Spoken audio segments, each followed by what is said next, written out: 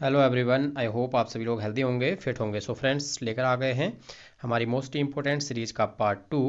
हम डिस्कस कर रहे हैं DSSB TGT PGT और UP TGT PGT पर बेस्ड क्वेश्चन आंसर सीरीज।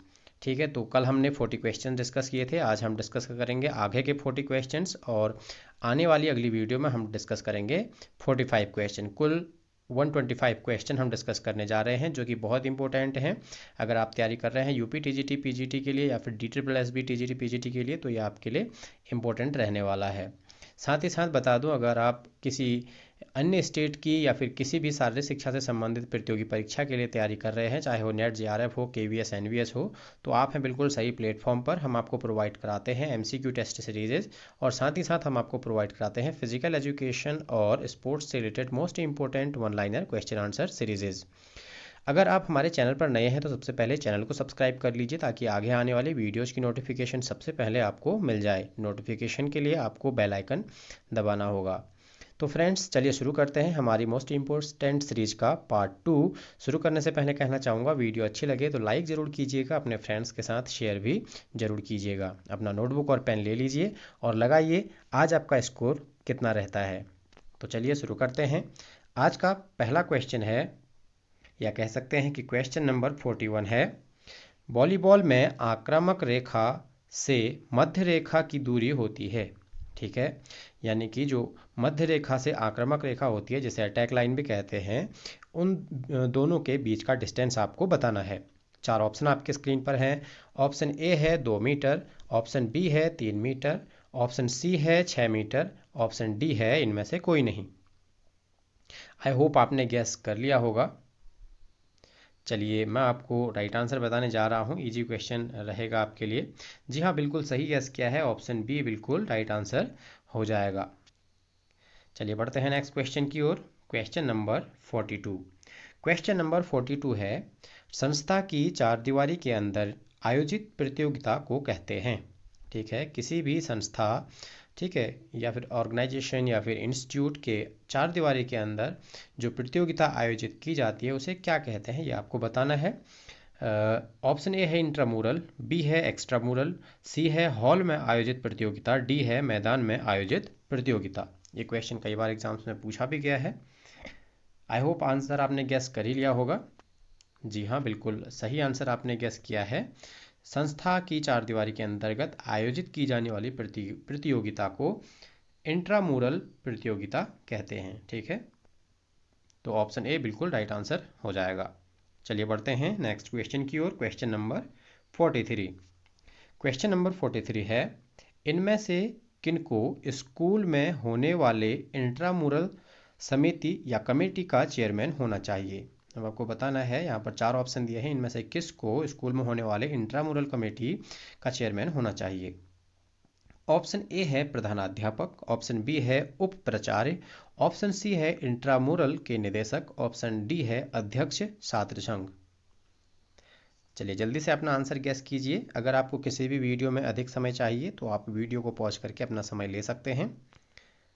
जी हाँ, बिल्कुल सही आंसर आपने गेस किया है। चलिए मैं आपको राइट आंसर बताने जा रहा हूँ। ऑप्शन सी बिल्कुल राइट आंसर हो जाएगा। ठीक है, जो इंट्रामुरल के निदेशक होंगे, उन्हें इंट्रामुरल समिति या फिर कमेटी का चेयरमैन होना चाहिए। चलिए बढ़ते हैं नेक्स्ट क्वेश्चन की ओर। Question number 44। क्वेश्चन नंबर 44 है, स्टेयर एवं पिरामिड प्रकार हैं।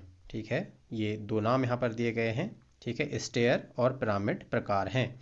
तो ये किसके प्रकार हैं? 4 ऑप्शन आपके स्क्रीन पर हैं। ऑप्शन ए है सीढ़ी नुमा प्रतियोगिता के, बी है चुनौती प्रतियोगिता के, डी है लीक प्रतियोगिता के, डी है कॉम्बिनेशन प्रतियोगिता के। ठीक है, चलिए जल्दी से राइट आंसर गेस कीजिए। सीढ़ी नुमा प्रतियोगिता के, चुनौती प्रतियोगिता के, लीक प्रतियोगिता के या फिर कॉम्बिनेशन प्रतियोगिता के किसके प्रकार हैं स्टेयर और पिरामिड? आई होप आपने गैस कर लिया होगा। चलिए मैं आपको राइट आंसर बताने जा रहा हूँ। जी हाँ, ऑप्शन बी बिल्कुल राइट आंसर हो जाएगा। जो स्टेयरकेस है और जो पिरामिड विधि है, वो चुनौती प्रतियोगिता के प्रकार हैं। चलिए बढ़ते हैं नेक्स्ट क्वेश्चन की ओर। Question number 45। क्वेश्चन नंबर 45 है, उत्तेजित होने पर 110 माइक्रोन सेकंड में चरम तनाव पर पहुंचने वाला मांसपेशीय तंतु है। ठीक है, उत्तेजित होने पर 110 माइक्रोसेकंड में चरम तनाव पर मतलब अत्यधिक तनाव की सीमा तक पहुंचने वाला मांसपेशीय तंतु कौन सा है? 4 ऑप्शन आपकी स्क्रीन पर हैं। ऑप्शन ए है FTB, ऑप्शन बी है FTA, ऑप्शन सी है FTC, ऑप्शन डी है ST। चलिए जल्दी से अपना राइट आंसर गेस कीजिए। ऑप्शन ए, बी, सी या फिर डी। कौन सा ऐसा मांसपेशीय तंतु है जो उत्तेजित होने पर 110 माइक्रोसेकंड में चरम तनाव पर पहुंच जाता है? आई होप आपने राइट आंसर गेस कर लिया होगा। अगर नहीं किया है तो कोई बात नहीं, चलिए मैं आपको राइट आंसर बताने जा रहा हूँ। जी हाँ, बिल्कुल सही, ऑप्शन ए राइट आंसर हो जाएगा। जो FTB तंतु होता है वो 110 माइक्रोसेकंड में अपनी चरम सीमा तनाव पर पहुंच जाता है। चलिए बढ़ते हैं नेक्स्ट क्वेश्चन की ओर। Question number 46। क्वेश्चन नंबर 46 है, रंग वर्णांधता यानी कि कलर ब्लाइंडनेस में व्यक्ति किन रंगों में भेद नहीं कर पाता है? इंपॉर्टेंट क्वेश्चन है। ऑप्शन ए है लाल व हरे रंग में, ऑप्शन बी है लाल व काले रंग में, ऑप्शन सी है काला व हरे रंग में, या फिर ऑप्शन डी है काला व नीला। चलिए जल्दी से अपना राइट आंसर गैस कीजिए। आई होप आपने गैस कर लिया होगा। ठीक है, तो कलर ब्लाइंडनेस में व्यक्ति जिन रंगों में भेद नहीं कर पाता है वो हैं लाल और हरा। ऑप्शन ए बिल्कुल राइट आंसर हो जाएगा। लाल और हरे रंग में व्यक्ति भेद नहीं कर पाता है जब उसे कलर ब्लाइंडनेस नामक रोग हो जाता है। चलिए बढ़ते हैं नेक्स्ट क्वेश्चन की ओर। Question number 47। क्वेश्चन नंबर 47 है, LSD मीन्स लो स्लो डिस्टेंस। ये यहाँ पर लो स्लो नहीं है, लॉन्ग स्लो होना चाहिए। ठीक है, लॉन्ग स्लो डिस्टेंस प्रशिक्षण व्यायाम के लिए उच्च तीव्रता प्रशिक्षण से कुछ राहत इस प्रकार दे सकता है। ठीक है, आपको बताना है लॉन्ग स्लो डिस्टेंस प्रशिक्षण व्यायामों के लिए उच्च तीव्रता प्रशिक्षण से कुछ राहत इस प्रकार का दे सकता है। मतलब कौन सा व्यायाम इसमें थोड़ी राहत दे सकता है? ऑप्शन ए है मध्यांतर प्रशिक्षण, ऑप्शन बी है फाटलेक परीक्षण, ऑप्शन सी है गति परीक्षण, ऑप्शन डी है वजन प्रशिक्षण। चलिए जल्दी से राइट आंसर गैस कीजिए कि निम्नलिखित में से कौन सा प्रशिक्षण उच्च तीव्रता से कुछ राहत दे सकता है? मध्यांतर प्रशिक्षण, फाटलेक प्रशिक्षण, गति प्रशिक्षण या फिर वजन प्रशिक्षण। आई होप आपने राइट आंसर गेस कर लिया होगा। चलिए मैं आपको राइट आंसर बताने जा रहा हूँ। जी हाँ, ऑप्शन बी बिल्कुल सही हो जाएगा। ठीक है, थोड़ा सा इसे एक्सप्लेन करना चाहूँगा। जो लो स्लो डिस्टेंस प्रशिक्षण का प्रकार है ये कंटिन्यूस जो हमारा प्रशिक्षण होता है, कंटिन्यूस ट्रेनिंग मेथड होता है, उसका एक प्रकार है। ठीक है, इसमें लगातार प्रशिक्षण दिया जाता है। तो कह रहा है कि उससे थोड़ा राहत देने वाला कौन सा, वैसा ही लेकिन कौन सा एक प्रशिक्षण का प्रकार हो सकता है? तो फाटलेक भी एक कंटिन्यूस ट्रेनिंग मेथड का ही जैसा भाग है। ठीक है, या कह सकते हैं उसी का एक भाग है। तो इसमें क्या होता है कि जो प्रशिक्षु होता है जिसे ट्रेनिंग दी जा रही होती है वो अपने हिसाब से गति और जो दूरी है वो तय करता है। ठीक है, वो कहीं पर वो स्लो हो सकता है, कहीं पर वो फास्ट होता है, लेकिन उसके जो वर्कआउट रहता है, जो उसका ट्रेनिंग में रहता है वो कंटिन्यूस उसमें रहता है। तो फाटलेक प्रशिक्षण बिल्कुल राइट आंसर हो जाएगा। तो चलिए बढ़ते हैं नेक्स्ट क्वेश्चन की ओर। Question number 48।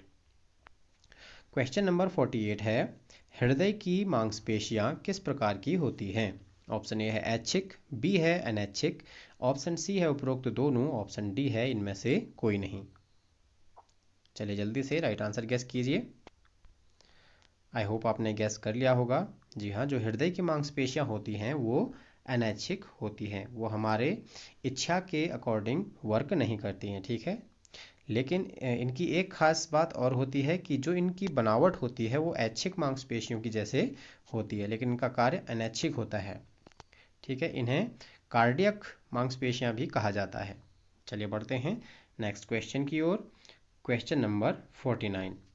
क्वेश्चन नंबर 49 है, वृद्धि एवं विकास के काल 8 वर्ष की आयु को कहा जाता है। ठीक है, जब एक बालक 8 वर्ष की आयु का होता है तो उस काल को क्या कहा जाता है, ये आपको बताना है। 4 ऑप्शन आपके स्क्रीन पर है। ऑप्शन ए है शैशवावस्था, ऑप्शन बी है बाल्यावस्था, ऑप्शन सी है वयस्कता, ऑप्शन डी है इनमें से कोई नहीं। चलिए जल्दी से अपना राइट आंसर गेस कीजिए। आई होप आपने राइट आंसर गेस कर लिया होगा। चलिए मैं आपको राइट आंसर बताने जा रहा हूँ। जी हाँ, बिल्कुल सही आपने गेस किया है, ऑप्शन बी बाल्यावस्था बिल्कुल राइट आंसर हो जाएगा। जब वृद्धि एवं विकास का काल 8 वर्ष की आयु होती है तो उसको बाल्यावस्था कहा जाता है, या कह सकते हैं कि बाल्यावस्था की आयु जो होती है वो 8 वर्ष के आसपास की होती है। चलिए बढ़ते हैं नेक्स्ट क्वेश्चन की ओर। Question number 50। क्वेश्चन नंबर 50 है, खेल प्रतियोगिता आयोजित करने हेतु प्रबंधन का मुख्य सिद्धांत है। अब आपको बताना है कि जब कोई खेल प्रतियोगिता आयोजित की जाती है तो वहाँ पर प्रबंधन का मुख्य सिद्धांत क्या है। ऑप्शन ए है योजना, ऑप्शन बी है व्यवस्थापन, ऑप्शन सी है आय व्यय लेखा, ऑप्शन डी है उपरोक्त सभी। आई होप आपने राइट आंसर गेस कर ही लिया होगा। चलिए जल्दी से राइट आंसर बताइए। ऐसा क्वेश्चन भी कई बार एग्जाम्स में पूछा गया है, या फिर इससे संबंधित क्वेश्चन भी कई बार एग्जाम्स में पूछे गए हैं। आई होप आपने राइट आंसर गेस कर ही लिया होगा। जी हाँ, बिल्कुल सही है, ऑप्शन डी उपरोक्त सभी। ये सभी जो हैं खेल प्रतियोगिता आयोजित करने के हेतु प्रबंधन के मुख्य सिद्धांत हैं। ठीक है, योजना जो है पहला सिद्धांत तो होता है। किसी भी प्रतियोगिता को आयोजित करने के लिए सर्वप्रथम हमें योजना बनानी होती है। कई बार ऐसे भी पूछ लिया जाता है कि प्रथम सिद्धांत क्या है, तो वो योजना है। ठीक है, उसके अलावा ये दोनों व्यवस्थापन और आय व्यय का लेखा भी इसके प्रबंधन के मुख्य सिद्धांत हैं। चलिए बढ़ते हैं नेक्स्ट क्वेश्चन की ओर। Question number 51। क्वेश्चन नंबर 51 है, पूर्ण मांसपेशियां टोन इसमें से किस में सर्वाधिक संबंधित होता है। आपको बताना है जो मांसपेशियां टोन में होती हैं, जो नीचे यहाँ पर जो प्रतिक्रियाएं दी गई हैं, ठीक है, तो इनमें से सर्वाधिक किससे संबंधित होता है। ऑप्शन ए है गतिविधि समय यानी कि मूवमेंट टाइम, ऑप्शन बी है प्रतिक्रिया समय, ठीक है, यानी कि रिएक्शन टाइम, ऑप्शन सी है विश्राम समय, ऑप्शन डी है प्रत्युत्तर समय। ठीक है, तो चलिए जल्दी से अपना राइट आंसर गेस कीजिए। क्वेश्चन एक बार फिर से रीड करने जा रहा हूँ। क्वेश्चन है, पूर्ण मांसपेशियां टोन इनमें से किससे सर्वाधिक संबंधित होती हैं। चलिए जल्दी से अपना राइट आंसर गेस कीजिए। जी हाँ, बिल्कुल सही आपने गेस किया है, ऑप्शन डी बिल्कुल राइट आंसर हो जाएगा, प्रत्युत्तर समय। ठीक है, जो पेशी होती है वो कभी भी पूर्ण रूपेण विश्राम में नहीं होती है। ठीक है, वो मतलब कहीं ना कहीं एक रेडी पोजीशन में रहती है, उसमें हल्का फुल्का जो संकुचन है वो चलते रहता है। ठीक है, जब और इस स्थिति को क्या कहते हैं, आपने कई बार पढ़ा भी होगा, हिंदी में पढ़ा होगा, पेशीतान आपने वर्ड सुना होगा, तो पेशीतान ही इसी कंडीशन को कहते हैं जब हमारे विश्राम की अवस्था में भी जो मांसपेशियां हैं वो कहीं ना कहीं संकुचन कर रही होती है। और इस संकुचन को कौन कंट्रोल करता है, तंत्रिका तंत्र। ठीक है, चलिए बढ़ते हैं नेक्स्ट क्वेश्चन की ओर। Question number 52। क्वेश्चन नंबर 52 है, लाल तंतु से बने स्लो ट्विच मांसपेशियां उपयुक्त होती हैं। ठीक है, क्वेश्चन को अच्छे से समझ लीजिए। यहाँ पर पहले ही बता दिया है कि जो लाल तंतु से बनी स्लो ट्विच मांसपेशियां होती हैं वो किसके लिए उपयुक्त होती हैं, ये अब आपको बताना है।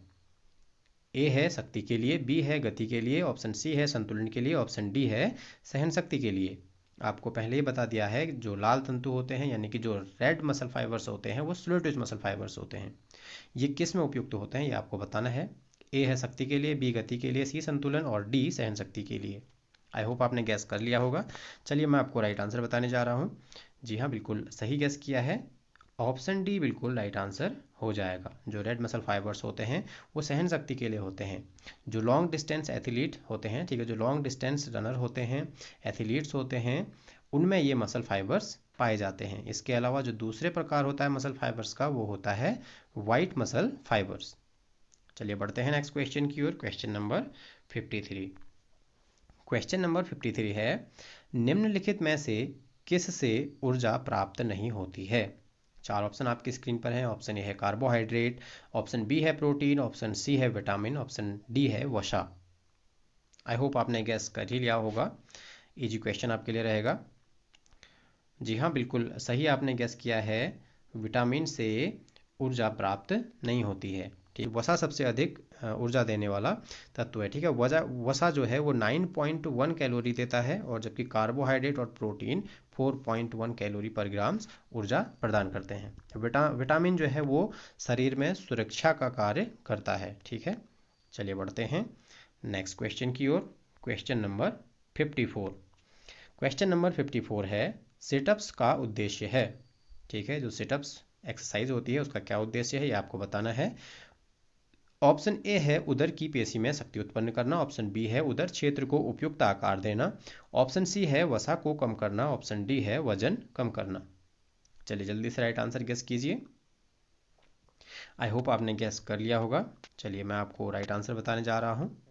जी हाँ, बिल्कुल सही आपने गेस किया है। जो सिटअप्स एक्सरसाइज होती है उसका उद्देश्य होता है ऑप्शन ए, उदर की पेशी में शक्ति उत्पन्न करना। ठीक है, उसको शक्तिशाली बनाना। उदर का अर्थ यहाँ पर आपके स्टमक से है। चलिए बढ़ते हैं नेक्स्ट क्वेश्चन की ओर। Question number 55। क्वेश्चन नंबर 55 है, सांस्कृतिक मान्यताएं मूल्यों और मनोवृत्ति का एक सेट जो या तो यथापूर्ण स्थिति या उसे बदलने की गतिविधि का कारण है और उसे उचित सिद्ध करता है। यह किसके रूप में जाना जाता है? ठीक है, क्वेश्चन एक बार फिर से समझिए। सांस्कृतिक मान्यताएं मूल्यों और मनोवृत्तियों का एक सेट जो या तो यथापूर्ण स्थिति या उसे बदलने की गतिविधि का कारण है, उसे उचित सिद्ध करता है। यह किसके रूप में जाना जाता है? ठीक है, ऑप्शन ए है विचारधारा के रूप में, ऑप्शन बी है खेल अन्योन्य क्रिया के रूप में, ऑप्शन सी है सामाजिक अनुकूलनशीलता के रूप में, या फिर डी है सामाजिक संरक्षण के रूप में। चलिए जल्दी से अपना राइट आंसर गेस कीजिए। आई होप आपने अपना राइट आंसर गेस कर लिया होगा। जी हाँ, बिल्कुल सही आंसर आपने गेस किया है। राइट आंसर हो जाएगा विचारधारा के रूप में। ऑप्शन ए बिल्कुल राइट आंसर हो जाएगा। ठीक है, सांस्कृतिक मान्यताएं मूल्यों और मनोवृत्तियों का जो एक सेट है जो या तो यथापूर्ण स्थिति या उसे बदलने की गतिविधि का कारण है, उसे उचित सिद्ध करता है, तो यह जाना जाता है विचारधारा के रूप में। ठीक है, ऐसे क्वेश्चन आजकल एग्जाम्स में पूछे जा रहे हैं जिन्हें समझने में थोड़ा सा समय लगता है। यदि इस प्रकार के क्वेश्चन कभी भी एग्जाम में आप देखें तो क्वेश्चन को बहुत ही आराम से इत्मीनान से पढ़ें, 2 से 3 बार पढ़ें, ताकि क्वेश्चन आपका जो है अच्छे से समझ में आ जाए और आप उसका सही से आंसर लगा पाएँ। अगर आप क्वेश्चन को समझ नहीं पाएंगे तो ऐसे क्वेश्चन में बहुत ज़्यादा चांसेस होते हैं कि हम गलत आंसर टिक कर देते हैं और वहाँ पर माइनस मार्किंग होती है, जिसका बहुत बड़ा नुकसान हमें होता है। तो चलिए बढ़ते हैं नेक्स्ट क्वेश्चन की ओर। Question number 56। क्वेश्चन नंबर 56 है, एक अंतर्राष्ट्रीय क्रिकेट मैच में पावर प्ले कौन साइड लेता है? ठीक है, आपको बताना है जो वनडे इंटरनेशनल क्रिकेट्स होते हैं उसमें पावर प्ले कौन सी साइड लेता है। ऑप्शन ए है केवल बैटिंग साइड, ऑप्शन बी है केवल बॉलिंग साइड, ऑप्शन सी है बैटिंग एवं बॉलिंग दोनों साइड, ऑप्शन डी है अंपायर की इच्छानुसार। इसका आंसर तो आप इजीली गैस कर ही दिए होंगे, क्योंकि क्रिकेट तो हर कोई इंडिया में लव करता है, हर कोई क्रिकेट खेलता है, हर कोई क्रिकेट देखता है। जी हाँ, बिल्कुल सही आपने गैस किया है। राइट आंसर है ऑप्शन सी, बैटिंग और बॉलिंग दोनों साइड। ठीक है, चलिए बढ़ते हैं नेक्स्ट क्वेश्चन की ओर। क्वेश्चन नंबर 57 है, वसा में घुलनशील विटामिन है। ठीक है, आपको बताना है, यहाँ पर कुछ विटामिन के नाम दिए गए हैं, आपको बताना है इनमें से कौन सा विटामिन वसा में घुलनशील है। फर्स्ट है विटामिन ए, सेकंड है विटामिन सी, थर्ड है विटामिन डी, फोर्थ है विटामिन बी, फिफ्थ है विटामिन के, सिक्स है विटामिन ई। चलिए जल्दी से गैस कीजिए। आई होप आपने गैस कर लिया होगा। चलिए मैं आपको राइट आंसर बताने जा रहा हूँ। विटामिन ए जो है वसा में घुलनशील है, विटामिन डी भी जो है वसा में घुलनशील है, विटामिन के वसा में घुलनशील है और विटामिन ई भी वसा में घुलनशील है। तो आपके कुल मिला के 1, 3, 5 और 6। ठीक है, ये सभी जो हैं वसा में घुलनशील विटामिन हैं। तो राइट आंसर हो जाएगा 1, 3, 5, 6। यह आंसर आपका कॉन्सेप्ट आपका क्लियर हो ही गया होगा। ठीक है, बहुत ज़्यादा टफ क्वेश्चन नहीं था। ए, डी, ई के ये वसा में घुलनशील विटामिन हैं और इसके अलावा जो विटामिन सी और विटामिन बी होते हैं ये दो जल में घुलनशील विटामिन होते हैं। चलिए बढ़ते हैं नेक्स्ट क्वेश्चन की ओर। Question number 58। क्वेश्चन नंबर 58 है, निम्न में से किसका खाद्य मूल्य अधिक है? ठीक है, फूड वैल्यू की बात यहाँ पर हो रही है।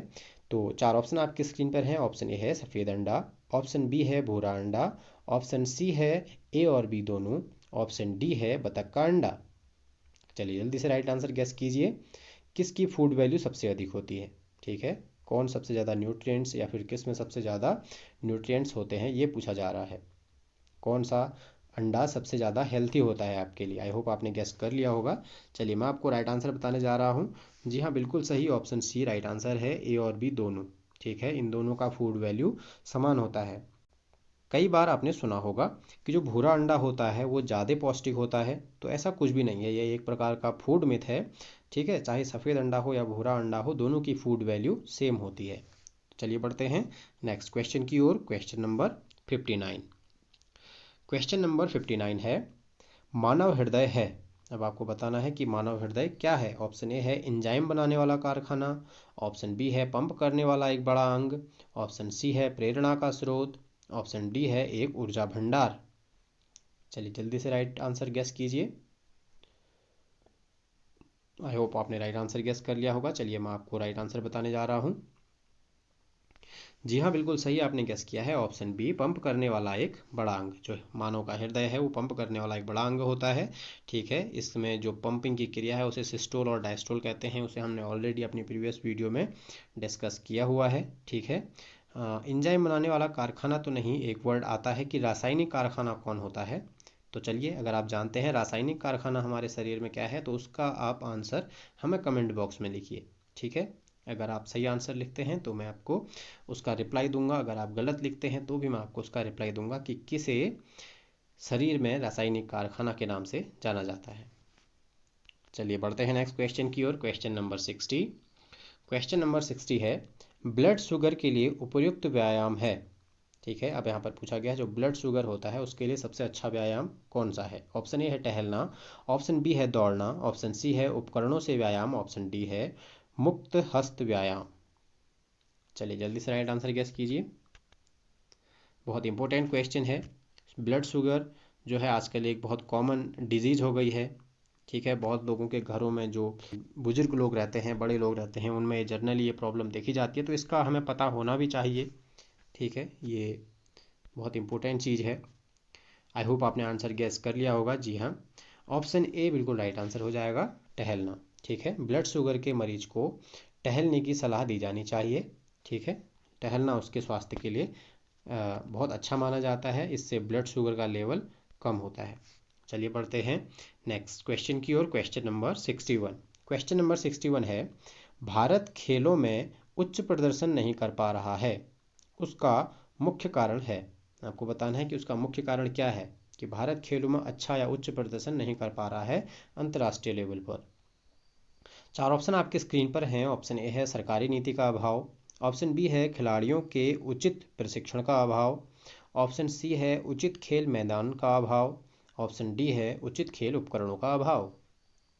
चलिए जल्दी से राइट आंसर गेस कीजिए। आई होप आपने राइट आंसर गेस कर लिया होगा। जी हाँ, राइट आंसर है ऑप्शन बी, खिलाड़ियों के उचित प्रशिक्षण का अभाव। जी हाँ, भारत में टैलेंट की कोई कमी नहीं है। आप देखें तो खेल का फंड भी काफ़ी अच्छा हो गया है। ठीक है, सरकार भी अपनी तरफ से कोशिश कर रही है, लेकिन उसके बावजूद भी कहीं ना कहीं खिलाड़ियों को उचित प्रशिक्षण नहीं मिल पा रहा है। हमारे पास उस लेवल के अच्छे कोचेज़ नहीं हैं। हाँ, हमारे खिलाड़ियों को ट्रेनिंग के लिए विदेशों में जाना पड़ता है। तो ऑप्शन बी बिल्कुल सही हो जाएगा। उच्च प्रदर्शन हम नहीं कर पा रहे हैं अंतर्राष्ट्रीय लेवल पर क्योंकि खिलाड़ियों को उचित प्रशिक्षण नहीं मिल पा रहा है। चलिए बढ़ते हैं नेक्स्ट क्वेश्चन की ओर। Question number 62।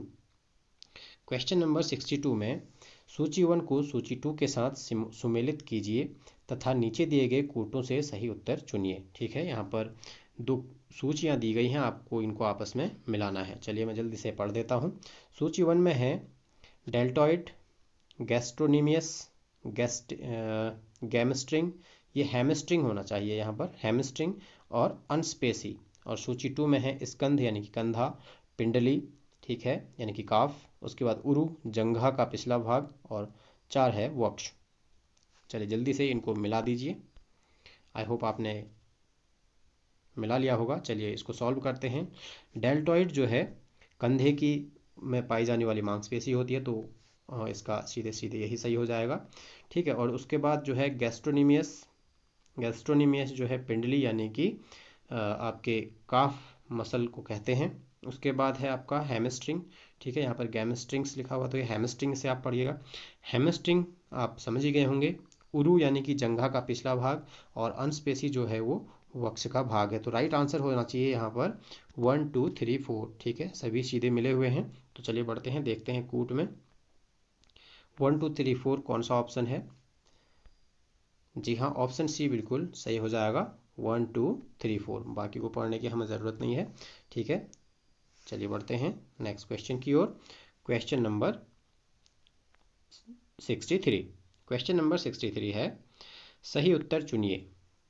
हीमोग्लोबिन किस में पाया जाता है? आपको बताना है जो हीमोग्लोबिन है वो किस में पाया जाता है। यहाँ पर है रेड ब्लड कार्पस्कल। ओके, ये है आरबीसी, तो मतलब इसका अच्छा यहाँ पर थोड़ा सा प्रिंटिंग मिस्टेक है। ठीक है, यहाँ पर होना चाहिए रेड ब्लड सेल्स। ठीक है, तो आपको बताना है कि हीमोग्लोबिन किस में पाया जाता है, रेड ब्लड सेल्स में, या फिर डब्ल्यूबीसी वाइट ब्लड सेल्स में, प्लेटलेट्स में, बिम्बाणु में, ठीक है, या फिर बोन मैरो में। इजी क्वेश्चन रहेगा आपके लिए। आई होप आपने आंसर गेस कर लिया होगा। चलिए राइट आंसर बताने जा रहा हूँ। जी हाँ, ऑप्शन ए बिल्कुल सही है। जो हीमोग्लोबिन है वो रेड ब्लड सेल्स में पाया जाता है। हीमोग्लोबिन के कारण ही इस रेड ब्लड सेल्स का कलर जो होता है वो रेड होता है। ठीक है, जो हीमोग्लोबिन है वो दो तत्वों से बना हुआ है, हिम और ग्लोबिन। हिम जो है आयरन है, लोहा है, और ग्लोबिन एक प्रकार का प्रोटीन है। चलिए बढ़ते हैं नेक्स्ट क्वेश्चन की ओर। Question number 64। क्वेश्चन नंबर 64 है, दूध मक्खन और घी से मिलता है। आपको बताना है दूध मक्खन और घी से कौन सा विटामिन मिलता है। ऑप्शन ए है विटामिन बी एवं सी, ऑप्शन बी है विटामिन ई एवं के, ऑप्शन सी है विटामिन ए एवं डी, और ऑप्शन डी है विटामिन सी एवं ई। चलिए जल्दी से राइट आंसर गेस कीजिए, इंपॉर्टेंट क्वेश्चन है। आई होप आपने राइट आंसर गेस कर लिया होगा। चलिए मैं आपको राइट आंसर बताने जा रहा हूँ। जी हाँ, ऑप्शन सी बिल्कुल राइट आंसर हो जाएगा। ठीक है, जो दूध मक्खन और घी है इनसे हमें विटामिन ए और विटामिन डी मिलता है, या हम कह सकते हैं कि दूध मक्खन और घी विटामिन ए और विटामिन डी के अच्छे स्रोत हैं। चलिए बढ़ते हैं नेक्स्ट क्वेश्चन की ओर। Question number 65। क्वेश्चन नंबर 65 है, लीड अप गेम सहायक हैं। जो लीड अप गेम होते हैं वो किस में सहायक हैं, ये आपको बताना है। ऑप्शन ए है मनोरंजन उपलब्ध कराना, ऑप्शन बी है कला उपलब्ध कराना, ऑप्शन सी है तालमेल बढ़ाना, ऑप्शन डी है मनोरंजन उपलब्ध कराना तथा कला बढ़ाना। जल्दी से अपना आंसर गेस कीजिए कि लीड अप्स गेम्स किस में सहायक हैं। आई होप आपने राइट आंसर गेस कर लिया होगा। चलिए मैं आपको राइट आंसर बताने जा रहा हूँ। जी हाँ, ऑप्शन डी बिल्कुल राइट आंसर हो जाएगा। ठीक है, जो लीड अप गेम्स होते हैं वो मनोरंजन भी कराते हैं। ठीक है, और उसके अलावा कला को भी बढ़ाते हैं। कला को बढ़ाने से यहाँ पर तात्पर्य है कि जो स्किल आपकी डेवलपमेंट होती हैं उसको भी ये डेवलप करने में हेल्प करते हैं। कौन से? Lead up games. चलिए बढ़ते हैं नेक्स्ट क्वेश्चन की ओर। Question number 66। क्वेश्चन नंबर 66 है, ओलंपिक ध्वज के विभिन्न रंगों के अंतर संबंधित चक्र प्रदर्शित करते हैं। क्वेश्चन को समझिए, ये पूछना चाह रहा है कि ओलंपिक का ध्वज है जो उसमें जो चक्र बने हुए हैं, जो रिंग बने हुए हैं, वो किसको प्रदर्शित करते हैं।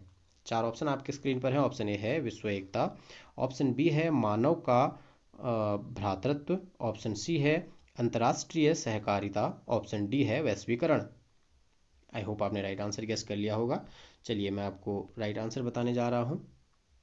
जी हाँ, बिल्कुल सही आंसर आपने गेस किया है। राइट आंसर है ऑप्शन ए विश्व एकता। जो ओलंपिक ध्वज पर बने हुए चक्र हैं वो विश्व की एकता को प्रदर्शित करते हैं। चलिए बढ़ते हैं नेक्स्ट क्वेश्चन की ओर। Question number 67। क्वेश्चन नंबर 67 है, बास्केटबॉल में किसी खिलाड़ी के 5 बार व्यक्तिगत फाउल करने पर क्या होता है। ठीक है, जब बास्केटबॉल का मैच चल रहा हो, मैच के दौरान अगर कोई प्लेयर 5 बार फाउल कर दे, इंडिविजुअल 5 बार फाउल कर दे, तो क्या होगा उसके साथ, ये आपको बताना है। ऑप्शन ए है वह खेलना जारी रखता है, ऑप्शन बी है उसे आखिरी चेतावनी दी जाती है, ऑप्शन सी है वह खेल छोड़ देता है, ऑप्शन डी है उसे 5 मिनट के लिए खेल से निलंबित कर दिया जाता है। चलिए जल्दी से अपना राइट आंसर बताइए। चलिए जल्दी से अपना राइट आंसर गेस कीजिए। आई होप आपने राइट आंसर गेस कर लिया होगा। चलिए मैं आपको राइट आंसर बताने जा रहा हूँ। जी हाँ, ऑप्शन सी बिल्कुल राइट आंसर हो जाएगा। बास्केटबॉल के खेल में जब कोई व्यक्ति इंडिविजुअली 5 फाउल कर देता है, 5 बार फाउल कर देता है, तो उसे मैच को छोड़ना पड़ता है। ठीक है, रेफरी उसे मैच से बाहर जाने का निर्देश दे देता है। चलिए बढ़ते हैं नेक्स्ट क्वेश्चन की ओर। Question number 68। क्वेश्चन नंबर 68 है, अर्जुन पुरस्कारों के बारे में निम्नलिखित में से कौन सा कथन सही नहीं है। ठीक है, आपको बताना है अर्जुन पुरस्कार के बारे में निम्नलिखित में से कौन सा कथन सही नहीं है। ठीक है, चलिए मैं बता रहा हूँ, 4 कथन आपके सामने हैं। कथन क है, पुरस्कार वर्ष 1961 में शुरू किया गया था। ख है, हर एक खिलाड़ी को एक फलक यानी कि प्लाक दिया जाता है। ग है, हर एक खिलाड़ी को ₹5 लाख का नगद पुरस्कार दिया जाता है। और ऑप्शन घ है, हर एक खिलाड़ी को कांसे की एक मूर्ति एक डिप्लोमा दिया जाता है। आपको बताना है कि इनमें से ठीक है कौन सा कथन सही नहीं है। ठीक है, आपको सही वाला नहीं बताना है, जो सही नहीं है वो बताना है। आई होप आपने राइट आंसर गेस कर लिया होगा। नीचे कूट दिए गए हैं।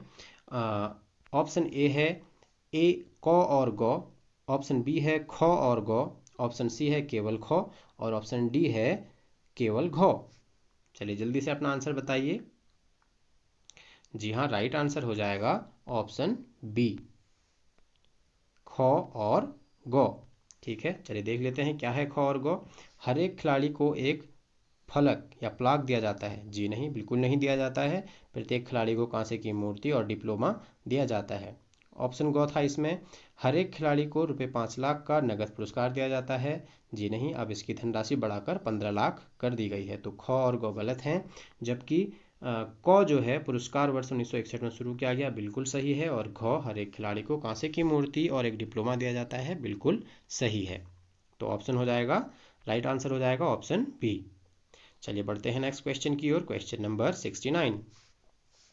क्वेश्चन नंबर 69 है, भारतीय सरकार द्वारा खेलों में खिलाड़ियों हेतु उच्चतम खेल पुरस्कार है। बहुत इजी क्वेश्चन है, आपने गेस कर लिया होगा। ऑप्शन ए अर्जुन पुरस्कार, बी है पद्मश्री, सी है भारत रत्न, डी है राजीव गांधी खेल रत्न। आई होप आपने राइट आंसर गेस कर लिया होगा। इसमें पूछा जा रहा है खिलाड़ियों हेतु खेल पुरस्कार है, जो उच्चतम खेल पुरस्कार है वो कौन सा है। जी हाँ, बिल्कुल सही आपने गेस किया है, ऑप्शन डी राजीव गांधी खेल रत्न पुरस्कार जो है भारत में खिलाड़ियों को दिए जाने वाला खेलों का सबसे बड़ा पुरस्कार है। चलिए बढ़ते हैं नेक्स्ट क्वेश्चन की ओर। Question number 70। क्वेश्चन नंबर 70 है, जब खिलाड़ी एक ही समय पर विभिन्न प्रकार के स्टेरॉइड्स का सेवन करते हैं तो उसे क्या कहते हैं। ठीक है, जनरली डोपिंग में ये क्वेश्चन आता है। ठीक है, डोपिंग के अंतर्गत जो खिलाड़ी होते हैं स्टेरॉइड्स का इस्तेमाल करते हैं। लेकिन यहाँ पर पूछा गया है कि जब एक खिलाड़ी एक ही समय में विभिन्न प्रकार के स्टेरॉइड का सेवन कर लेता है तो उसे क्या कहते हैं। ऑप्शन ए है अब्यूज़र, ऑप्शन बी है पैराडामाइडिंग और ऑप्शन सी है साइक्लिंग, ऑप्शन डी है स्टेकिंग। चलिए जल्दी से अपना राइट आंसर गेस कीजिए। आई होप आपने राइट आंसर गेस कर लिया होगा। चलिए मैं आपको राइट आंसर बताने जा रहा हूँ। ठीक है, जो राइट आंसर है वो है ऑप्शन डी। जब कोई खिलाड़ी एक समय में विभिन्न प्रकार के स्टेरॉइड का सेवन करता है तो उसे स्टेकिंग कहते हैं। स्टेकिंग एक प्रकार की रासायनिक प्रक्रिया है जो हमारे शरीर के अंदर होती है जब खिलाड़ी विभिन्न प्रकार के स्टेरॉइड का सेवन कर लेता है। चलिए बढ़ते हैं नेक्स्ट क्वेश्चन की ओर। Question number 71। क्वेश्चन नंबर 71 है, निम्न में से कौन सा लक्षण हठयोग से संबंधित नहीं है। ठीक है, आपको बताना है निम्न में से कौन सा लक्षण हठयोग से संबंधित नहीं है। ऑप्शन ए है मानसिक संतुलन, ऑप्शन बी है प्राणायाम, ऑप्शन सी है आसन, ऑप्शन डी है शुद्धि क्रिया। योगा से क्वेश्चन लिया गया है। आई होप आपने आंसर गेस कर लिया होगा। जी हाँ, बिल्कुल सही आपने गेस किया है।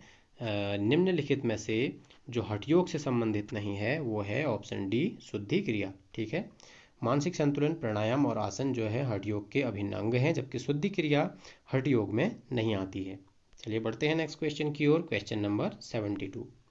क्वेश्चन नंबर 72 है, डायनेमिक शब्द का संबंध है। आपको बताना है जो डायनेमिक वर्ड होता है उसका संबंध किससे है। ऑप्शन ए है बल से, ऑप्शन बी है कार्य से, ऑप्शन सी है दमखम से, ऑप्शन डी है लचीलापन से।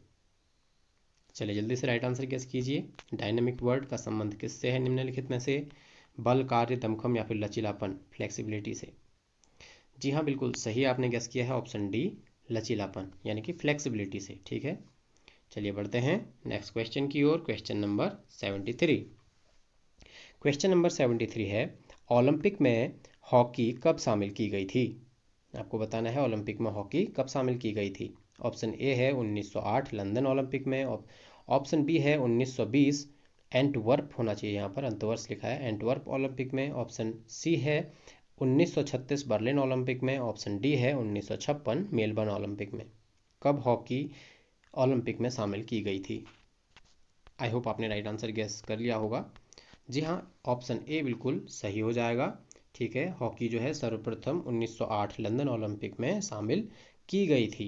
लेकिन अगर हम बात करें आधिकारिक तौर पर कब शामिल की गई थी, तो हॉकी को आधिकारिक तौर पर वर्ष 1928 में पहली बार शामिल किया गया था और वर्ष 1928 से ही भारत ने ओलंपिक में स्वर्ण पदक जीतना शुरू कर दिया था। ठीक है, चलिए बढ़ते हैं नेक्स्ट क्वेश्चन की ओर। नेक्स्ट क्वेश्चन है क्वेश्चन नंबर 74।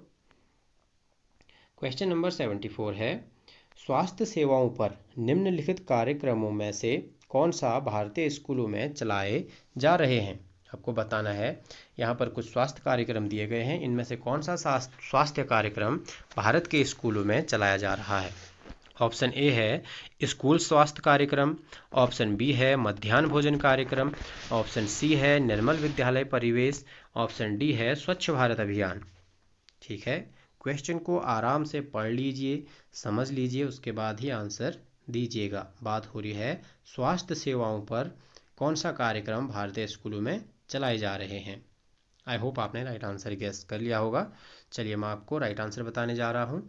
राइट आंसर है ऑप्शन ए, स्कूल स्वास्थ्य कार्यक्रम। ठीक है, चलिए बढ़ते हैं नेक्स्ट क्वेश्चन की ओर। Question number 75। क्वेश्चन नंबर 75 है, दाईं हाथ की हड्डी की ओर ऑसिफिकेशन स्तर का उपयोग किसके निश्चय के लिए किया जाता है? क्वेश्चन को एक बार फिर से समझिए। दाएं हाथ यानी कि राइट हैंड की हड्डी का ऑसिफिकेशन स्तर का उपयोग किसको निश्चय करने के लिए किया जाता है? चार ऑप्शन आपकी स्क्रीन पर हैं। ऑप्शन ए है आयु, ऑप्शन बी है वजन, ऑप्शन सी है कद, ऑप्शन डी है लिंग। आई होप आपने आंसर गेस कर लिया होगा। ऑसिफिकेशन ऑफ बोन आपने पढ़ा होगा, जिसका प्रयोग आयु यानी कि एज का पता लगाने के लिए भी किया जाता है। चलिए बढ़ते हैं नेक्स्ट क्वेश्चन की ओर। क्वेश्चन नंबर 75 का राइट आंसर है ऑप्शन ए आयु। 76 क्वेश्चन नंबर है, पेस दौड़ों का संबंध है। अब आपको बताना है जो पेस दौड़ें होती हैं उनका संबंध किससे है। ऑप्शन ए है शक्ति से, ऑप्शन बी है दमखम से, ऑप्शन सी है लचीलेपन से, ऑप्शन डी है गति से। चलिए जल्दी से अपना राइट आंसर गेस कीजिए। आई होप आपने राइट आंसर गेस कर ही लिया होगा। चलिए मैं आपको राइट आंसर बताने जा रहा हूँ। जी हाँ, जो पेस दौड़े हैं उनका जो संबंध है वो है दमखम से, यानी कि आपके एंड्योरेंस से। ठीक है, चलिए बढ़ते हैं नेक्स्ट क्वेश्चन की ओर। Question number 77। क्वेश्चन नंबर 77 है, एशियाड आंदोलन की कल्पना किसने की थी? ठीक है, जो एशियाड आंदोलन यानी कि एशियन गेम्स थे उनकी कल्पना सर्वप्रथम किसने की थी? ऑप्शन ए है महाराजा यादवेंद्र, ऑप्शन बी है professor G D Sondhi, option C है S C Dhawan, option D है श्रीमती प्रकाश धवन। चलिए जल्दी से राइट आंसर गेस कीजिए।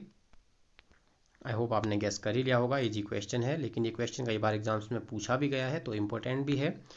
ऑप्शन बी बिल्कुल राइट आंसर हो जाएगा। प्रोफेसर जी डी सोंधी ने एशियाड आंदोलन की कल्पना की थी। इन्हीं के प्रयासों से एशियन गेम्स स्टार्ट हुए थे। चलिए बढ़ते हैं नेक्स्ट क्वेश्चन की ओर। Question number 78। क्वेश्चन नंबर 78 है, 3000 मीटर स्टीपल चेज दौड़ में कितनी बाधा कूद और कितने पानी कूद होते हैं? ठीक है, आपको बताना है 3000 मीटर स्टीपल चेज जो दौड़ होती है उसमें कितनी बाधा कूद और कितनी पानी कूद होते हैं।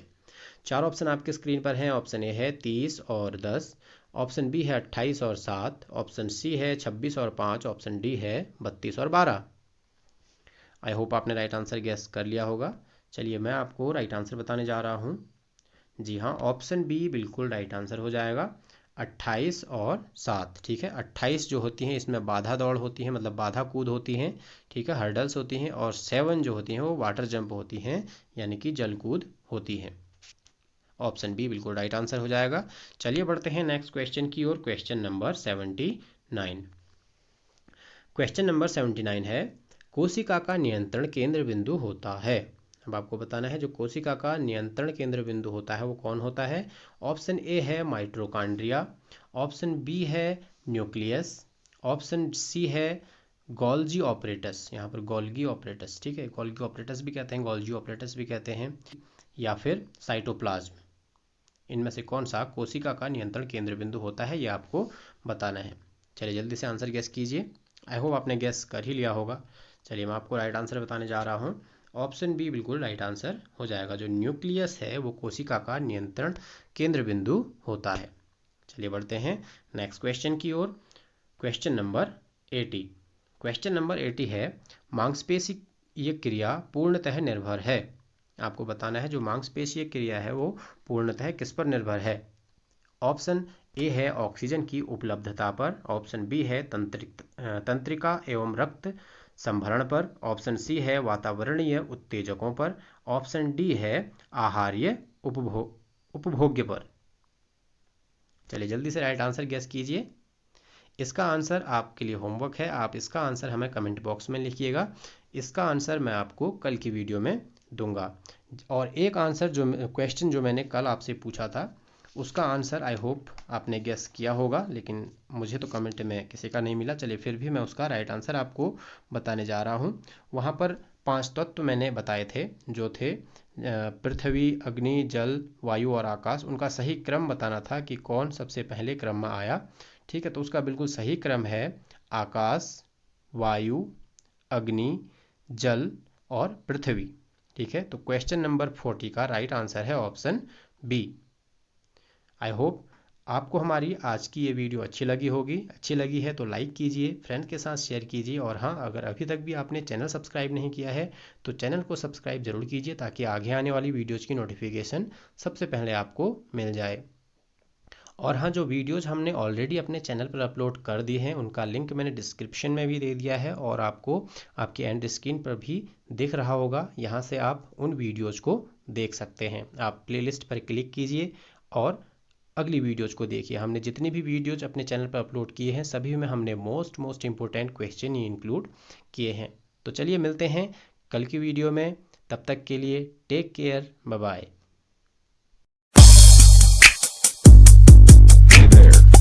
Subscribe to my channel.